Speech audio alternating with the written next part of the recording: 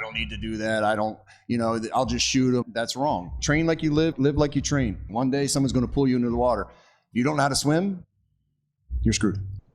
Hey guys. Yes, sir. What's up? We got another question for you. Okay. All right. This one is from yours truly. I don't know. No, I don't know yours truly. Who's the Producer Steve. Oh, okay. Citizen Steve. What do you got for us, Citizen Steve? What do you want to know? So in almost every video, you guys talk about training. Mm-hmm. Training. For me as a citizen, I know that the police go to work and they get in their car and they go do their job. Right. And it's 4 days a week, 10 hours a day. Mm-hmm. Usually like 410s. Yep. Yep. So where does training fit in with all that? Okay. And give us a kind of a summary of how you guys train. Okay. That is a really good question, It's Citizen a Steve. good question because I wanted to bring that up too because there is police officers that take training days. We're allowed one training day every 2 weeks. Correct. Right. And when that happens, officers take it as, oh, I got a day off, just chill and relax and enjoy a paid day on duty. Some do. But for me, I took that as, okay, I'm going to make myself better. I trained like it was real all the time. As you should. Right? As you should. So for our training, we would go to either do firearms training, go out to the range and shoot, or defensive tactics and shoot, or MACTAC. What else did we do? We had AOST, Advanced Officer Skills Training, which you had to do once a year. Yep. And that consisted of real life scenarios that happened in America. Yep. Not just Vegas, but what they would do is they take real life scenarios that happened in America and put us through them as cops. In our shoot house. In the shoot house, because this really happened. So now we need to see how we can do it. I've been in training. Do it better. Do it better. I've been in training and I'm standing in a spot and then I get shot because I thought it was a good spot to stand. Now I learned in training, that's a horrible spot to stand because I got shot. So when it happens in real life, I don't stand there. It hurts too. It hurts. Yeah. We shoot sim rounds, which are, it's like a little ball of soap. Yeah. It looks like a bullet, acts like a bullet, flies about 400 feet per second. You can't deny you didn't get hit because it stings. It stings and like stains a bee you. Sting. Yeah. So it'll make you wince. It'll make you move, and that's what it's for. But it doesn't stop there. No. Because every time that I would get dispatched to a call scenario, run through my head, what am I going to do? How am I going to handle it? Right? Exactly. We'd stop short. You and I would talk. Okay, this is what we're going to do. This is our plan. Yep. Right? And we did that from the beginning. Now, when you respond to a critical incident, they want you to verbalize on camera what you're going to do. Correct. Right? So you're prepared, mentally prepared. And that's just it. You have to be mentally prepared for the call you're going to. Correct. Right? Yep. So training, it is an everyday, every call experience for me. Yep. I agree. Right? I agree. So if for an officer, a new officer or old officer, take your training seriously because the video we just watched, he didn't stop because he just kept going. Yeah. Who was the firearms instructor on our squad? For your squad? Wasn't you? Me. Yeah. Who was the DT instructor? You. Me. Yep. And I didn't play around. When we went out there to shoot, what did I do? I used to make games, bulletproof balloons, and the targets with the glow in the dark. Shoot out the target. We'd separate them into teams to get you focusing on that front sight. Defensive tactics, how to take somebody down. How Shooting to do it on the safe. move. Shooting on the move.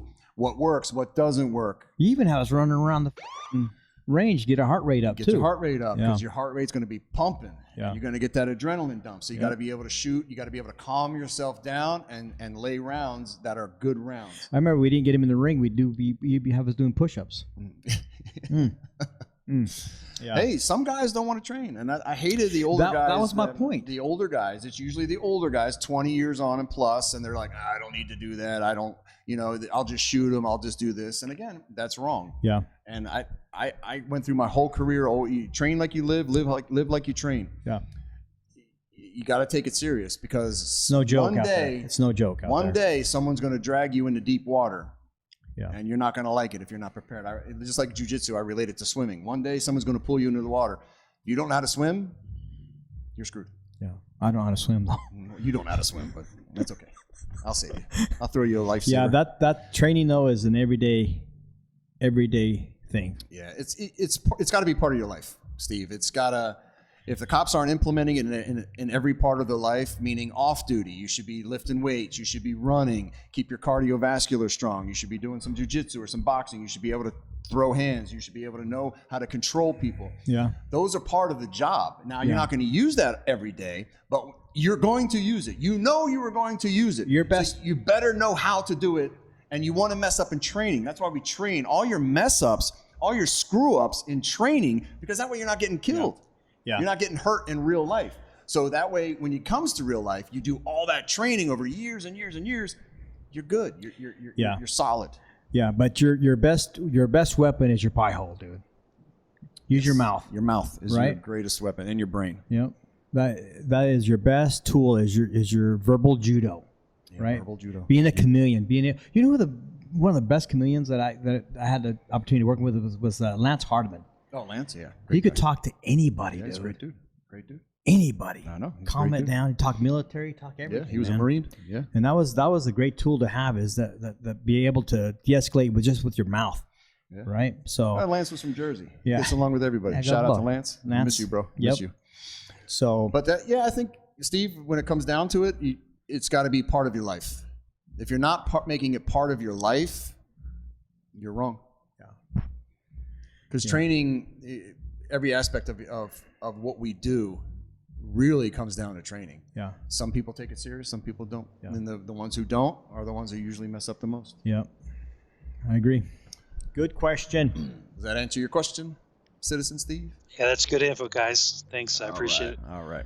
You're welcome. If you have any comments, leave them below. If you have any advice on more training, I know America's harping on more training. I think we're the best trained department in the nation, bro. I really do believe Metro that. Vegas, we are one of the best trained, I think, in the world. Yeah. Maybe aside from Russia, because those cops. Spetsnaz. Man, I love watching Russian cops. We gotta do a video. Did you ever hear how German says knock knock joke? No. Knock knock. Who's there? We will ask the questions. Sorry, I asked. Jeez. Remind me not to go to Germany. Anyway. Sorry about that. I mean to throw hands on you. It's all good. It's not the first time he's Messed up your beard. You smacked my beard. I know. You don't touch a man's beard.